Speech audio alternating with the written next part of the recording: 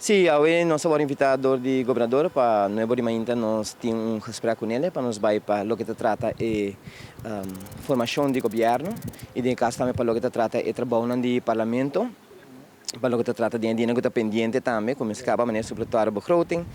e para o que se trata também a juramentação que o sucede dia 8 de janeiro, 16 de um dia de comemoração que nós temos. O parlamento me segue, me se ronda o que está parte é sobretudo, mas também para começar a preparar, vamos a colocar os brivos que com que se trata de parlamentário na novo que se 30 do parlamento. Hoje nós está pendente de resultado não sair per pessoa de cada partido e de caso que agora vai passar do dia partido não que não a saca assento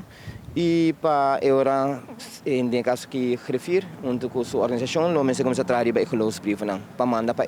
invitação para a pessoa não com a ordem que causa. Nós temos já dia 7 havia par, dia 8 havia par, trabalhando para a Interexpo e na lote back se minutos era dia 3 não chegando back, par está chegando dia 5 até dia 6. Pero nós aponemos sobretudo dia 16, mirando que eigenlijk temporada de recesso chegando, segundo dia 18 está começar. Nós tendo em conta que se também para a gente não está fundo, nós aponemos 2 dias em tentativa, qual está 16 e 17 para ter esse sobretudo. Sobretudo é algo da continuidade de um governo, deste projeto pendiente que está no bem-estar de comunidade aruba, deste pueblo,